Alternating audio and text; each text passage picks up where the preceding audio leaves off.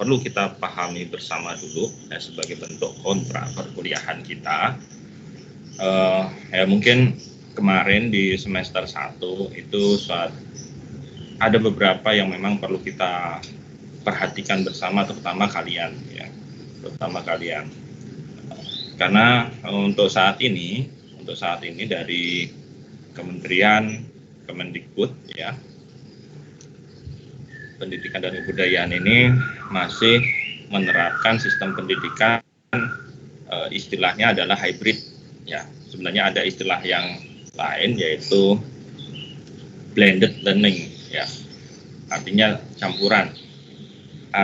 Di sini maksudnya apa? Karena untuk saat ini pandemi ini belum berakhir ya, pandeminya belum berakhir, sehingga masih dirasa perlu pelaksanaan, terutama untuk yang teori itu kemungkinan bisa full daring atau online. Nah nanti kalau praktek itu pun kalau memungkinkan dilaksanakan seperti sebelumnya, ada edaran dari Kemendikbud, kalau memungkinkan dilaksanakan, ternyata semakin membludak yang terjangkit wabah COVID ya, termasuk di jurusan kita sendiri beberapa dosen sudah terjangkit ya, tapi alhamdulillah sudah membaik, sudah sehat. Nah, hal ini yang perlu menjadi perhatian kita bersama terkait bagaimana kita bisa menyelesaikan ya perkuliahan di semester genap ini, karena memang mau nggak mau ya perkuliahan ini terus harus jalan, karena ini adalah suatu sistem pendidikan gitu ya, sistem pendidikan yang nggak bisa kita interrupt. Kalau ada hal-hal yang spesial, kita mencari solusi gitu kan, sehingga salah satu solusi yang bisa kita implementasikan adalah sistem pendidikan ini tetap jalan dengan metode daring gitu ya. Nah, kemudian terkait nanti bentuk perkuliahannya, materinya ya, itu nanti kita tetap menggunakan Microsoft Teams ini ya, Microsoft Teams ini. Nah, dari yang pernah kita laksanakan bersama sebelumnya di semester sebelumnya, ada beberapa yang perlu kita evaluasi ya. Pertama terkait daftar hadir ya, daftar hadir. Nah, daftar hadir ini ada dua ya, yang nanti menjadi perhatian kita bersama. Pertama yaitu di Simpadu. Nah, di Simpadu ini sekarang baru saya buka ya, tidak dari tadi. Ini sekarang baru saya buka. Kenapa? Dengan asumsi karena Simpadu ini yang melakukan pengisian ya, itu adalah mahasiswa ya.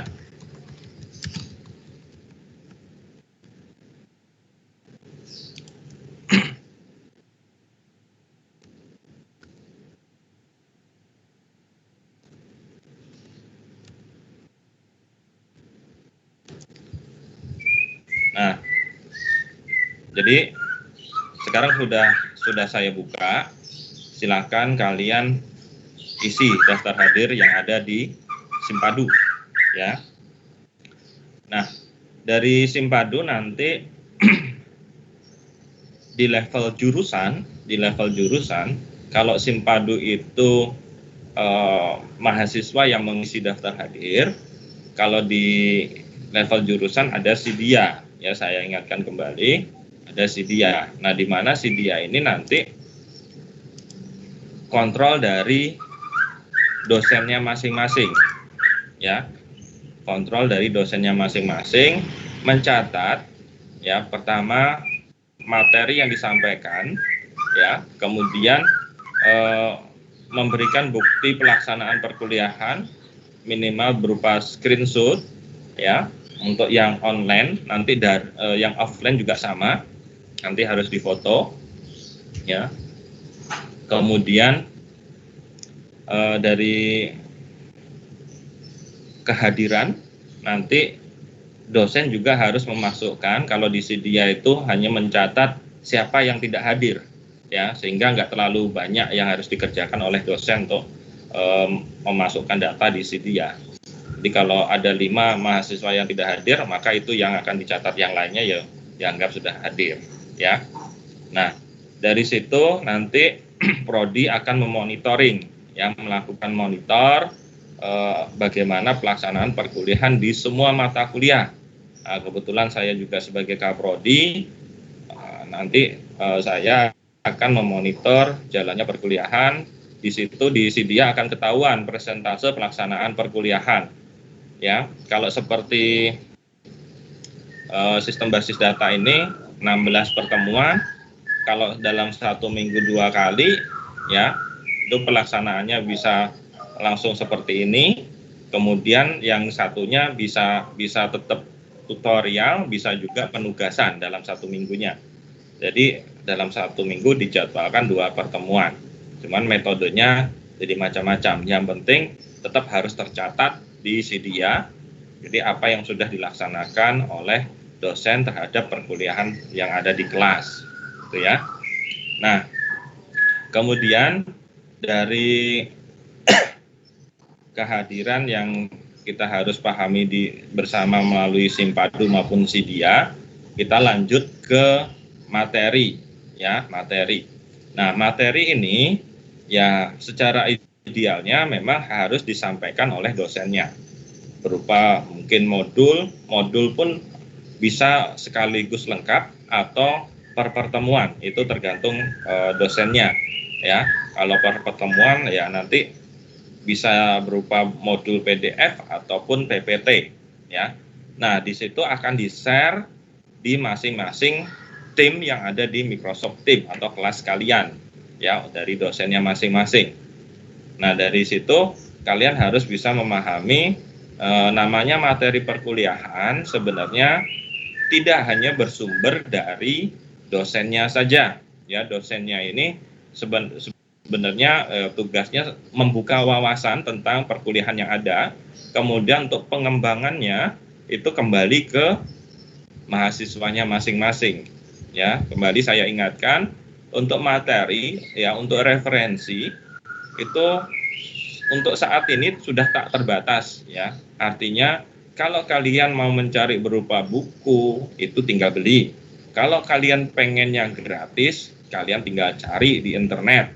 Pengen dalam bahasa Indonesia ada, pengen dalam bahasa Inggris banyak, ya. Tinggal kalian bisa masukkan pencarian itu menggunakan keyword yang tepat, ya. Kalau dalam bahasa Inggris ya masukkan keywordnya dalam bahasa Inggris, gitu ya. Nah, kemudian dari materi itu biasanya ada penugasan, ya. Dari materi-materi itu biasanya ada penugasan. Nah, beberapa pengalaman dari semester sebelumnya, ternyata ada beberapa mahasiswa di penugasan Microsoft Teams itu ya nggak tahu itu alasan klasik atau bagaimana, dia bilang ulun belum bisa membuka dan mengirim tugas, gitu ya. Nah, sehingga di akhir-akhir semester itu tugas itu tak tersentuh, ya, tak tersentuh. Artinya nggak ada respon sama sekali dari penugasan Microsoft Teams. Karena di Microsoft Teams ini kan bisa ketahuan, ya, siapa yang tidak sama sekali membuka penugasan, siapa yang hanya melihat dan tidak mengirimkan, ya, mengirimkan tugas yang diberikan. Kemudian yang ketiga adalah melihat dan mengirimkan, ya. Dari situ ketahuan, ya, dari situ ketahuan. Nah, harapan saya kalian lebih care terhadap tugas-tugas yang memang diberikan oleh semua dosen, ya. Jangan istilahnya habut di akhir-akhir semester saja, ya. Untung kalau dosennya masih mengingatkan, ya. Biasanya kalau saya akan menghubungi koordinator kelas, ya, menghubungi, tolong sampaikan mahasiswa ini tugasnya belum ada, misal gitu, ya. Tapi ada juga dosen yang karena tidak mengikuti aturan, ya sudah, artinya seadanya saja. Nah, itu yang bahaya, ya, itu yang bahaya. Makanya ada beberapa mahasiswa yang nilainya D bahkan sampai E, ya. Kalau E ini respon untuk perbaikannya lambat, maka ya nggak bisa diapa-apakan lagi, karena untuk nilai pun yang perlu kalian perhatikan, nilai itu ada batas waktu inputnya, ya. Karena di Poliban ini sistem itu bertahap levelnya, ya. Secara institusi ada, kemudian secara nasional ada. Jadi levelnya selalu bertahap, ya. Nah, dari situ kalau kita sudah lewat dari batas input nilai, dosen pun nggak bisa ngapa-ngapain, langsung dikunci gitu ya. Nah, makanya saran saya terkait itu semua, nanti di akhir perkuliahan sambil kalian semacam evaluasi diri gitu ya, melihat saya ini mata kuliah apa sih yang ada tapi tugas dan sebagainya, ya, itu silakan dicek, ya, silakan dicek. Kalau memang dirasa masih, ternyata tugas saya masih kurang gitu ya, bisa hubungi langsung dosennya, ya, minta konfirmasi, Pak Ulun, bujurkah tugas Ulun ini belum, Pak, bisa nggak Ulun minta tugas penugasan lagi untuk melengkapi nilai Ulun gitu ya. Saya kira untuk hal-hal seperti itu para Bapak Ibu dosen nggak akan keberatan. Yang penting etikat dari mahasiswa memang ada, ya, artinya mahasiswa itu ingin menyelesaikan perkuliahan itu dengan tuntas gitu ya. Kan karena komponen dari evaluasi perkuliahan itu kan macam-macam, ya. Oke, saya share screen untuk komponen penilaian sebagai bentuk evaluasi, ya.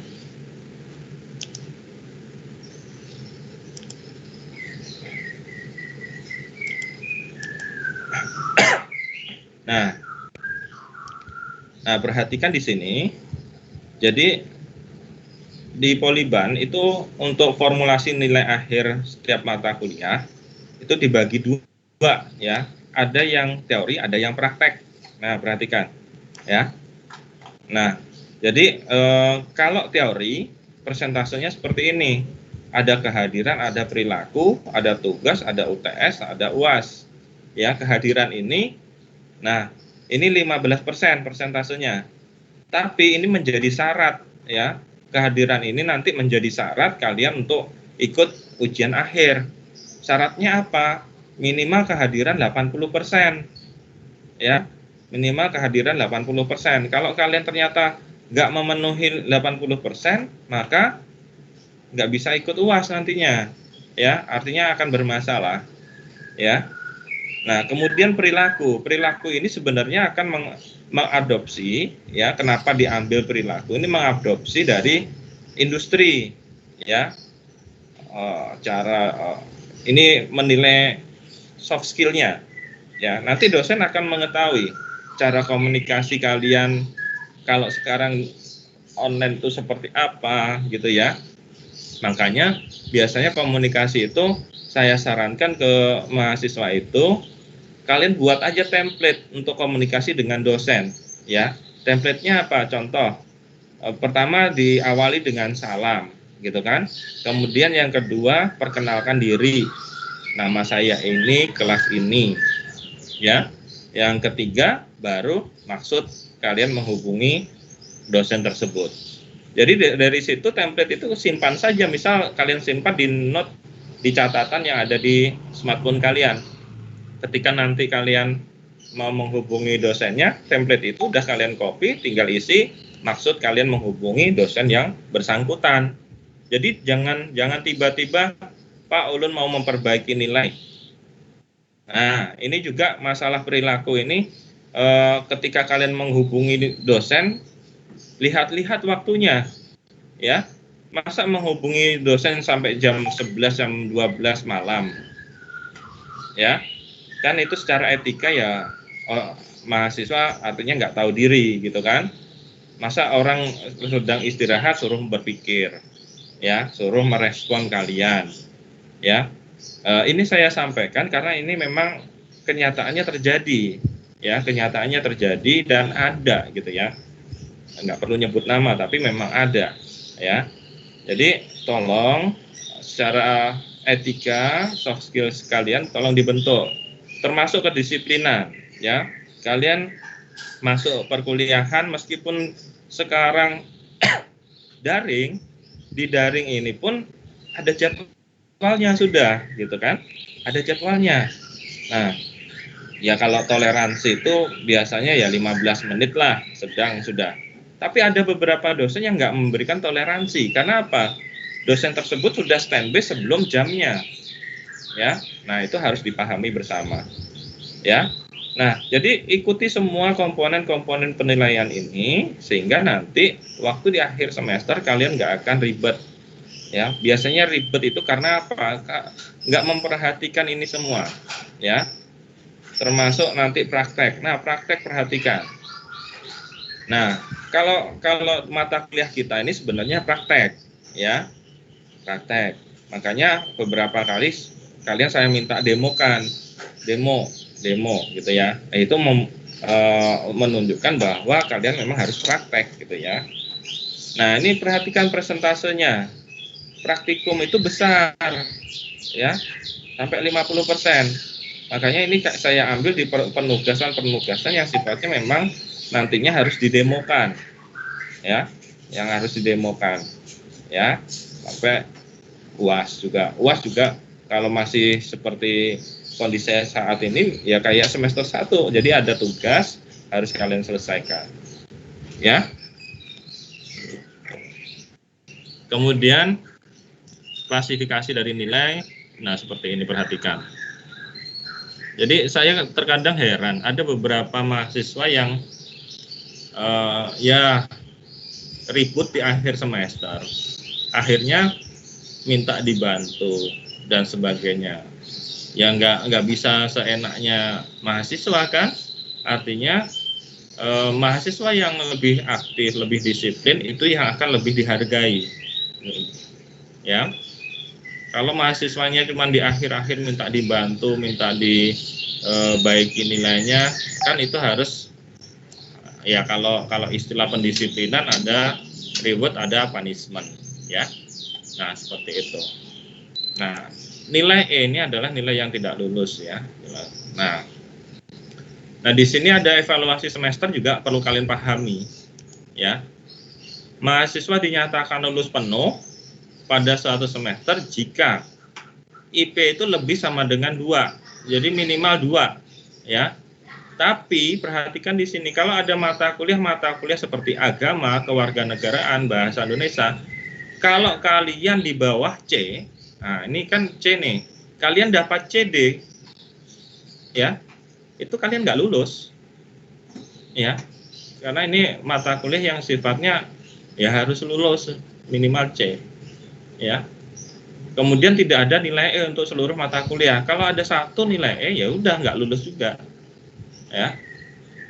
Jumlah nilai D kurang dari 5. Kalau ada 9 mata kuliah, kalian boleh dapat nilai D ya 4, gitu.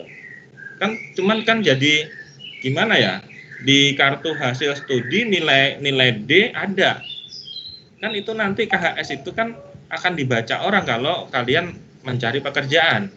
Apa nggak malu dengan munculnya nilai D, gitu kan? Nah, seperti itu maksudnya. Ya.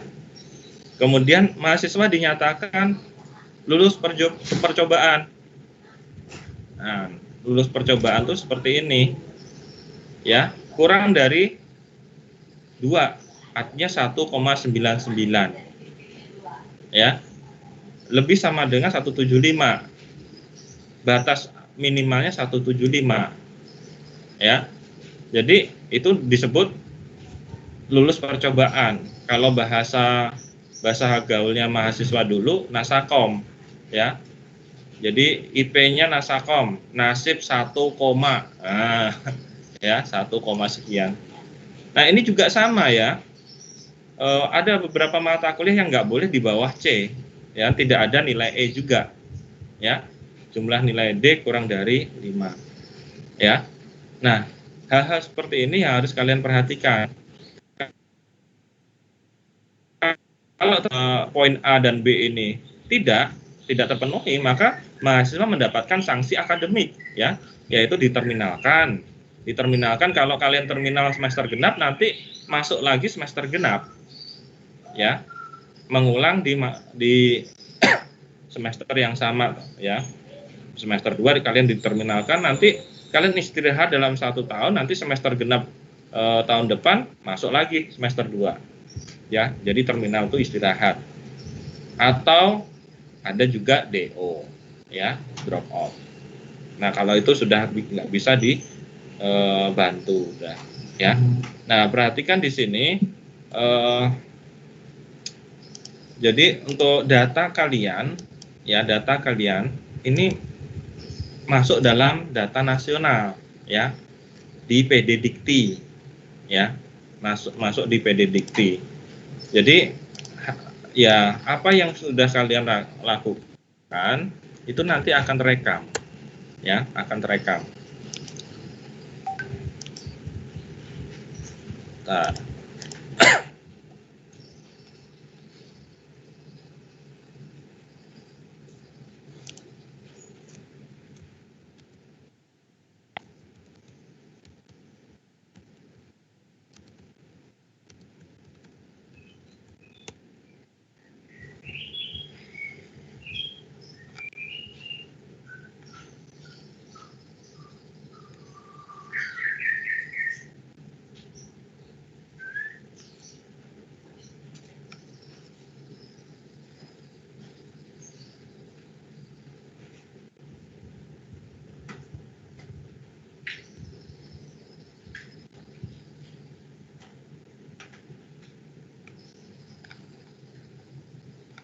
oke, nanti silakan kalian kalau mau ngecek masuk aja ke halamannya PD Dikti, gitu ya. Harusnya nama kalian tuh sudah ada, ya, sudah ada. Kemudian data-data kalian mengambil mata kuliah apa dan sebagainya itu sudah tercatat, ya, sudah tercatat. Makanya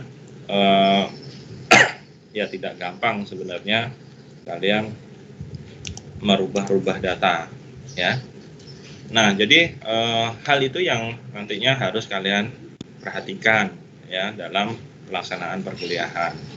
Baik, sebelum saya membahas RPS atau rancangan perkuliahan semesternya, mungkin ada yang perlu kita diskusikan, silakan.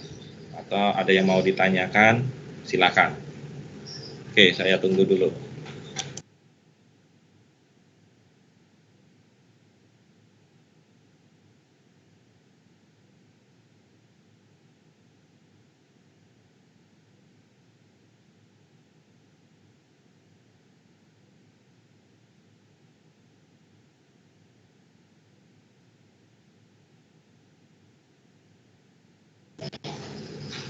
Gimana? Ada yang ditanyakan?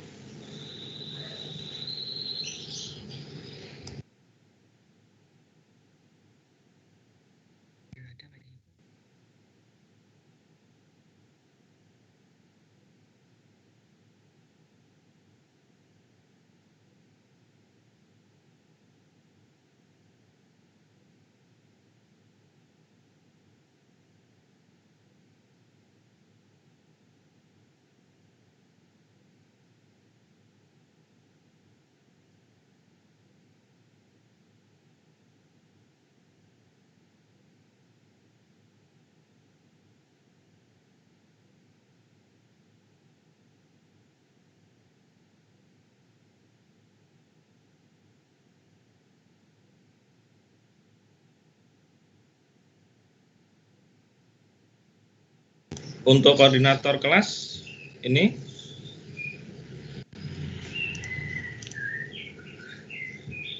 siapa? Ramlan kah? Siapa ini?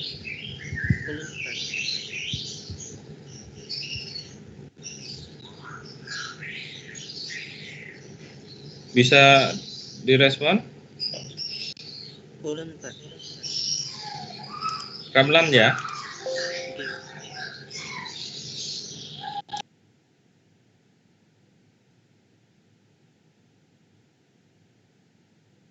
Nanti kalau kalau ya ada misal perlu dilaporkan mungkin terkait pelaksanaan perkuliahan dan sebagainya, bisa aja melalui koordinator kelas ya.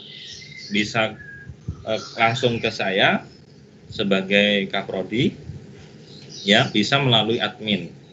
Ini sebenarnya di Sidia itu kami siapkan untuk lapor ya. Jadi melalui koordinator kelas nanti kalian bisa menginput laporan dalam artian jika ada mata kuliah yang pelaksanaannya kurang optimal, sehingga nanti bisa kita evaluasi ya. Ini mungkin dari tim pengembang sedang mengembangkan di sisi mahasiswanya supaya bisa berinteraksi dengan Sidianya.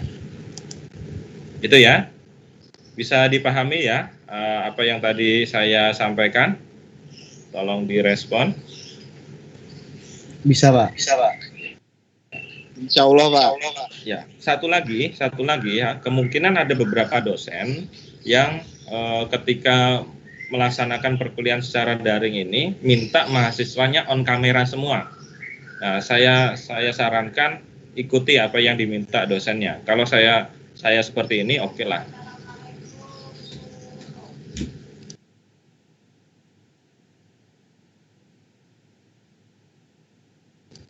Kalau saya seperti ini, oke lah, saya memahami juga, termasuk jaringan internet di tempat saya ini juga kurang terlalu stabil. Biasanya kalau on kamera terus biasanya ya ada aja gangguan sendatnya gitu ya.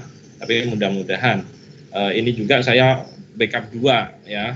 Di IndiHome ada, cuman kan IndiHome ini anak saya pakai juga, nanti istri juga ngajar, kadang bentrok, terus sendat juga. Akhirnya switch ke Telkomsel. Artinya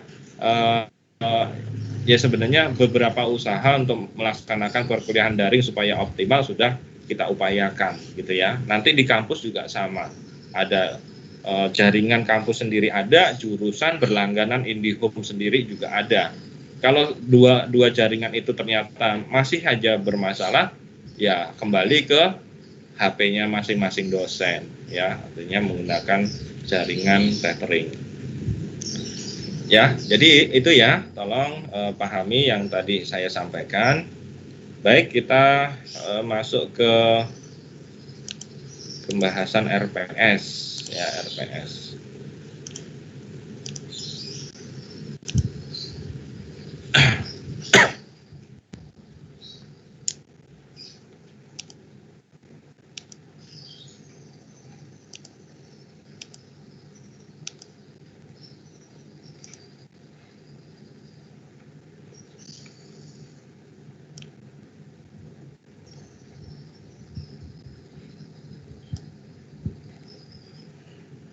Ya, jadi RPS ini sebenarnya tertuang juga di materi perkuliahannya. Jadi nanti kita akan mempelajari ya, mulai dari ya, kelihatan ya apa yang saya tampilkan? Kelihatan Pak. Ya. Nah, jadi nanti kalian akan mulai belajar itu tentang ini, memahami konfigurasi jaringan client server ya untuk mengimplementasikan database management system SQL. Ya, biasanya kalau di offline ini saya bentuk kelompok nantinya, tapi online pun nanti kembali saya bentuk kelompok juga ya untuk menyelesaikan semua materi perkuliahan ini ya. Mampu melakukan konfigurasi jaringan ya, mampu pertama memahami, kemudian kalian melakukan, artinya mengkonfigurasi ya, konfigurasi di mana nanti yang namanya jaringan client server itu kalau dari sebagian kalian pernah sekolah di TKJ, SMK gitu ya, maka kalian akan paham seperti bagaimana kita mengkonekkan satu komputer dengan komputer lain. Kalau kita ternyata hanya mempunyai perangkat laptop, ya, perangkat laptop, kemudian tanpa kabel. Nah, terus ada juga menggunakan kabel. Terus kabel kalau tanpa alat bagaimana, ya? Jadi kalau pengkabelan, ya, itu ada istilahnya peer to peer. Kemudian ada jaringan LAN.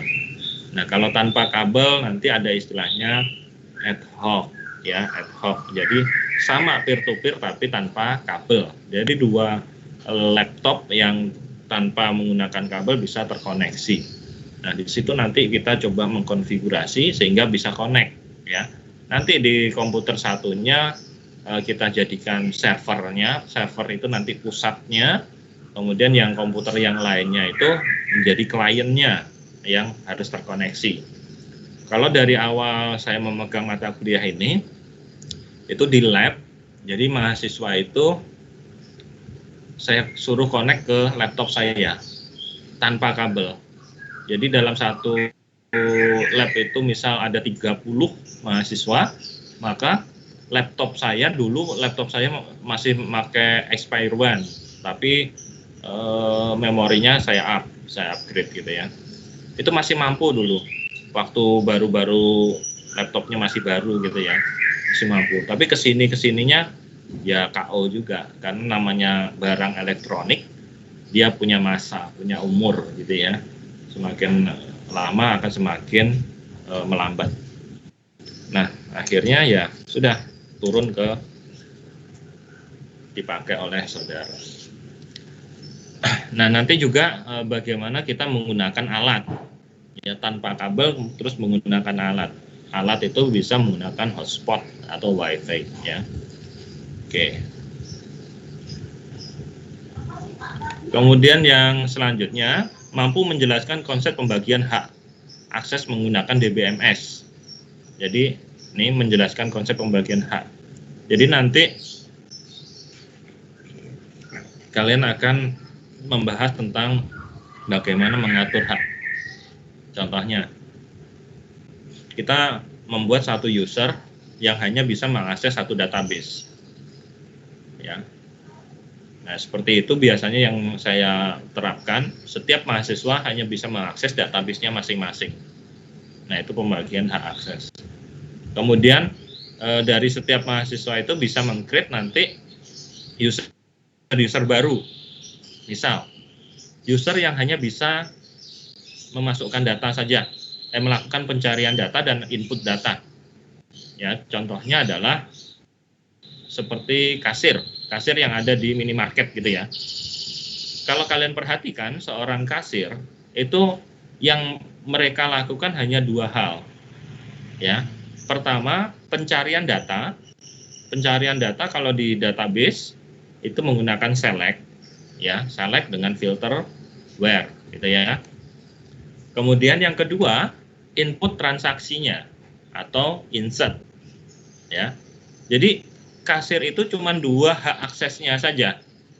Dia nggak akan bisa melakukan create tabel, drop tabel, update data, ya, delete data, itu nggak bisa, ya, tidak bisa.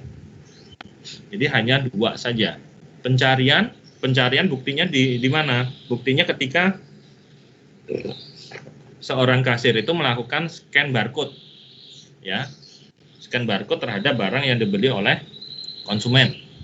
Nah, itu dia melakukan pencarian itu.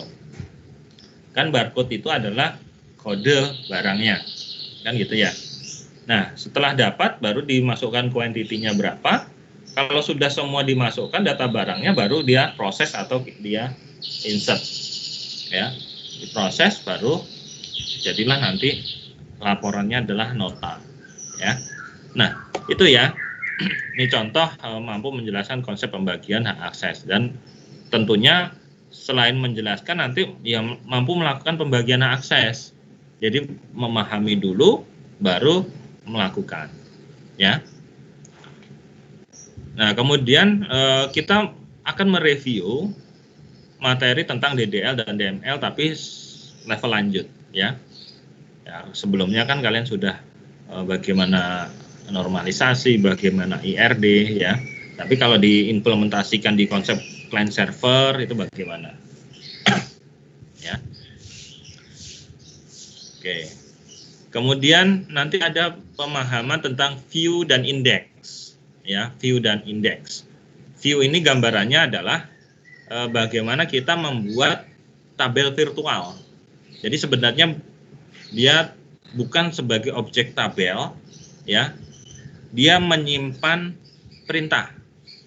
Jadi kalau kita mau menampilkan data, biasanya kan menggunakan select tuh, ya. Kita menggunakan select. Nah, kalau select-nya ini sudah kompleks, ya banyak relasi, terus banyak field yang akan ditampilkan, sehingga datanya yang diperlukan akan muncul, gitu ya. Nah, kalau perintah itu selalu kita ketik lagi, kan kadang ribet tuh. Kita menggunakan select. Nah, kalau menggunakan view, perintah yang tadi, yang kompleks tadi, itu bisa kita simpan. Ya, bisa kita simpan. Nah, menjadi view. Oke. Kemudian nanti ya penugasan ada, ya ini masih yang lama ya. Jadi UTS tidak ada, tapi ganti tugas dengan praktikum. Kemudian ada nanti trigger, ya ada trigger.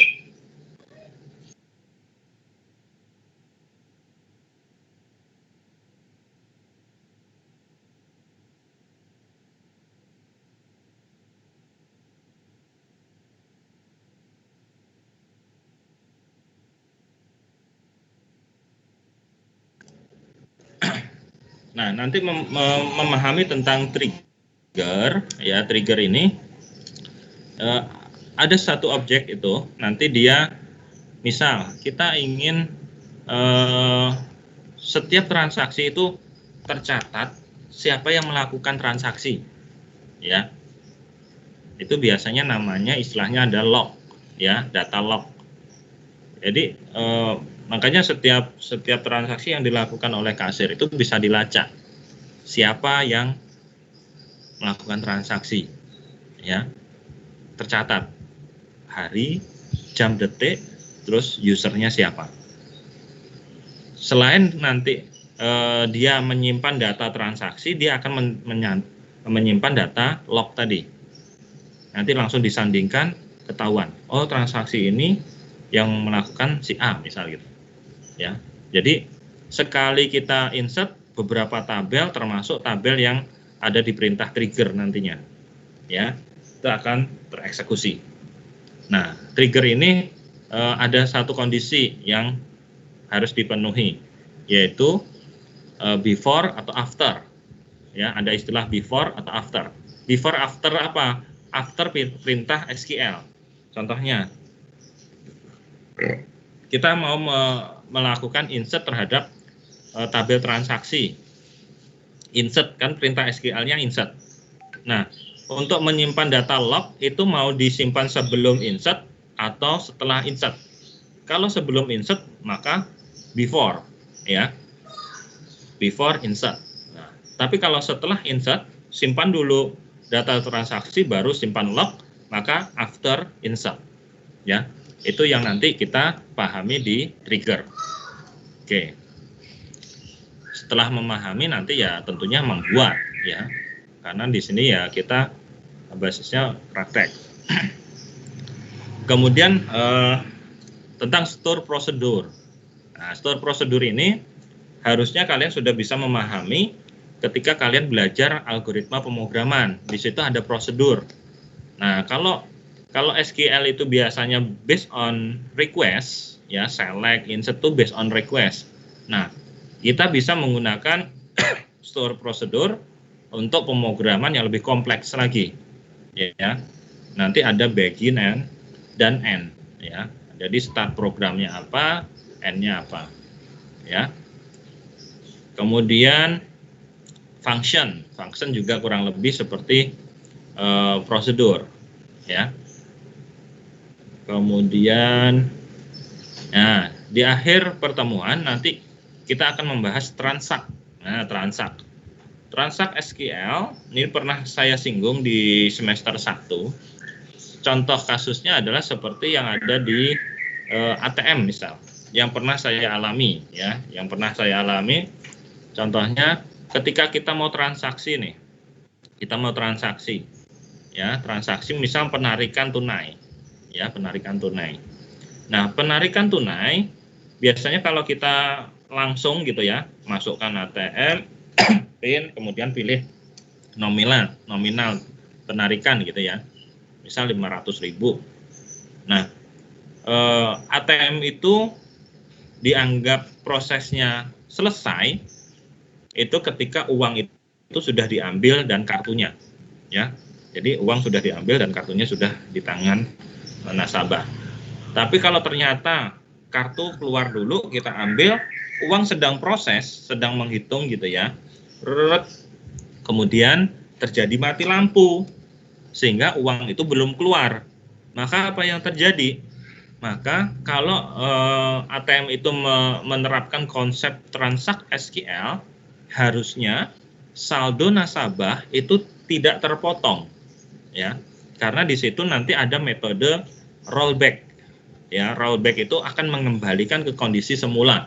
Yang tadinya misal saldonya awalnya 10 juta, kemudian mau diambil 500.000, harusnya kan 9.500.000 sisanya. Tapi karena ada error, artinya proses penarikan tunai itu tidak selesai dengan sempurna, maka tidak boleh dipotong sisa 9.500.000, tapi harus kembali utuh, yaitu 10 juta. Ya, itu rollback. Tapi kalau sampai uangnya itu keluar dan diambil oleh nasabah, maka itu ada istilah commit. Jadi menetapkan proses itu selesai dengan sempurna, ya, berdasarkan tahapan-tahapannya. Oke. Nah, jadi seperti itu gambaran nanti materi kita. Tapi jangan khawatir, pembahasan materi ini sekali lagi akan saya bentuk kelompok, ya, bentuk kelompok. Cuman kembali, ya, kelompok ini nanti saya lempar ke kelas. Apakah saya bentuk kelompok dari sisi saya, sehingga saya artinya saya tutup mata, nggak tahu, nggak milih-milih, ya, langsung saya bentuk, atau dari kalian. Karena gini, kenapa saya kasih kesempatan kalian yang membentuk kelompok? Biasanya kelaslah yang memahami teman-temannya, ya, kelaslah yang memahami teman-temannya. Nggak tahu kalian sudah pernah berinteraksi atau belum, ya, ketemu atau belum, atau hanya online saja.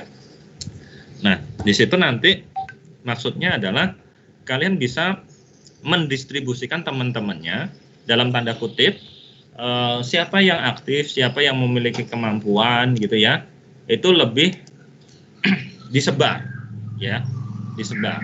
Jangan hanya, kan biasanya ada sekelompok anak atau mahasiswa yang memiliki kelebihan tapi ternyata tidak mau share. Dia ngumpulnya dengan teman-teman yang sama, dalam tanda kutip sama-sama pinternya gitu ya, misal. Nah, hal ini sebenarnya tidak saya inginkan, karena kalau prinsip saya, yang namanya ilmu itu tidak akan berkurang ketika kita share, ya, ketika kita bagi ke orang lain. Bahkan disitulah nilai bermanfaatnya ilmu. Kan kita pengennya dapat ilmu yang bermanfaat gitu ya. Tapi terkadang ada beberapa orang yang merasa, oh, ini ilmuku, ya, ini ilmuku, saya nggak mau nge-share ke teman-temanku, jadi biar aja temanku nilainya jelek, misal gitu. Jangan, ya. Kita kalau memberi ilmu bukan berarti kita memberi contoh, ya. Dalam tanda kutip gini, biasanya yang jadi salah paham itu orang yang minta, ya, orang yang minta, contohnya, aku belum ngerjakan tugas nih, minta dong tugasmu, nanti tak ganti nama, tak share, tak send ke penugasan dosen. Nah, itu yang sebenarnya salah, ya, itu yang sebenarnya salah.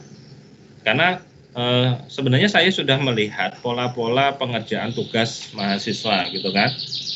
oh yang ini ngikuti siapa, yang ini ngikuti siapa. Jadi nilainya tuh nanti yang sama dengan grup ini, nilai yang sama dengan grup ini. Itu sebenarnya ketahuan, ya. Nah, yang paling bagus adalah kalian berdiskusi, ya. Nanti berdiskusi, oke, ada kesepakatan ini selesai, gitu ya, selesai. Kemudian kalau ternyata dalam perjalanannya ada yang menemukan, nih harusnya seperti ini. Nah, itu diflorkan saja. Nih, aku menemukan ini yang kayaknya menjadi solusi yang lebih baik dari hasil diskusi kita, misal gitu. Nah, itu silakan di-share seperti itu. Artinya, namanya belajar tuh ada proses berpikir, ya, berpikir. Bukan hanya ya kalau orang ingin melakukan pembenaran tuh kan pasti bilangnya gini, Pak, ulun minta jawaban ke si A itu sama Pak, itu proses berpikir juga bagaimana ulun dapat contekan itu, dapat hasil kerjaannya si A itu berpikir juga, cuman kan berpikir yang dalam kutip kurang pas, kurang benar, gitu. Ya. Nah, jadi seperti itu. Kemudian nanti insya Allah saya share juga. Ya kebetulan saya juga ada membuat ya buku lah, ya buku. Ini sudah saya bukukan, ya tahapan-tahapannya sampai transak SQL pokoknya. Ya nanti saya share. Ya silakan nanti kalian pelajari, kita diskusikan. Ya mungkin ada beberapa yang terlewat, nanti ya silakan kasih masukan gitu aja ya, karena ya namanya manusia kadang saya juga lupa yang mana kah, memberi penjelasan kah dan sebagainya. Silakan nanti kalian pelajari, kalian kritisi. Kalau ternyata kalian mau memberi masukan mulai dari pertanyaan dan sebagainya, silakan. Ya, yang jelas ini nanti insya Allah bisa lah dijadikan satu acuan gitu ya. Nah ini sudah saya bukukan, ya lengkap dengan ada studi kasusnya, ya. Nah, oke ya, nanti ini saya share di Microsoft Teams. Baik. Mungkin sementara untuk hari ini seperti itu dulu. Silakan sebelum mungkin saya akhiri, ada yang bisa kita diskusikan bersama sehingga tujuan dari perkuliahan kita nanti bisa tercapai maksimal. Oke, silakan.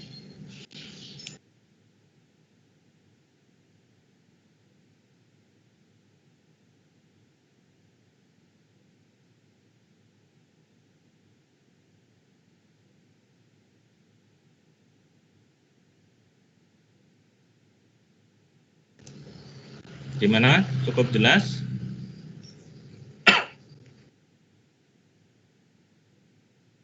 Jelas ya? Oke. Ya, kalau gitu, oke, untuk sebelum saya akhiri, silakan kalian on kamera semua, sebentar saja, on kamera semua.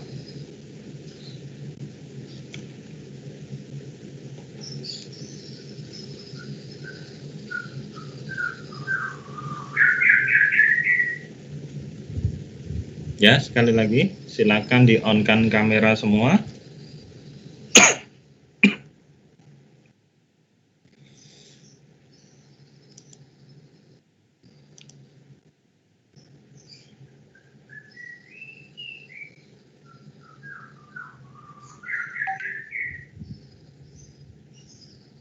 Ada 24 ya. 25 sama saya. Baik. Sudah semua nih? Ada yang belum?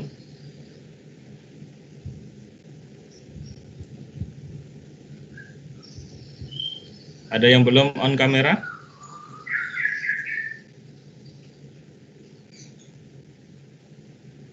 Oke. Hitungan ketiga ya. Ya sedikit senyum lah. 1, 2, 3. Oke. Bentar.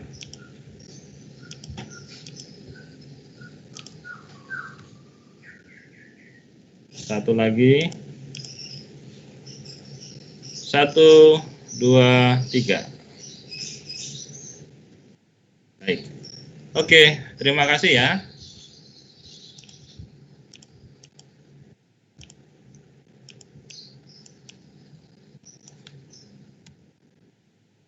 Oke, nggak ada pertanyaan ini? Nggak ada? Insya Allah nggak ada, Pak. Nggak ada ya. Baik. Terima kasih untuk hari ini. Nanti ini saya masukkan dulu ke Microsoft Teams, baik RPS maupun materinya. Ya. Saya akhiri untuk hari ini. Salam sehat untuk semua. Mudah-mudahan selalu dalam lindungan Allah. Wabillahi taufiq wal hidayah. Assalamualaikum warahmatullahi wabarakatuh. Waalaikumsalam warahmatullahi wabarakatuh. Waalaikumsalam warahmatullahi wabarakatuh. Terima kasih banyak, Pak. Ya. Yuk.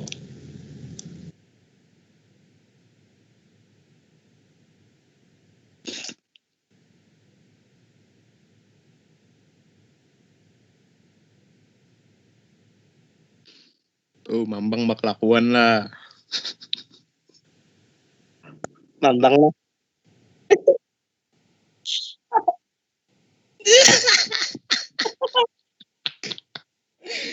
Lanjut ngakuan. Ketawa Mambang lah. Sudah. Wah, mesti nih. Auto aim langsung mata melihat. Terlalu kepe lah, terlalu cerah aku melihat.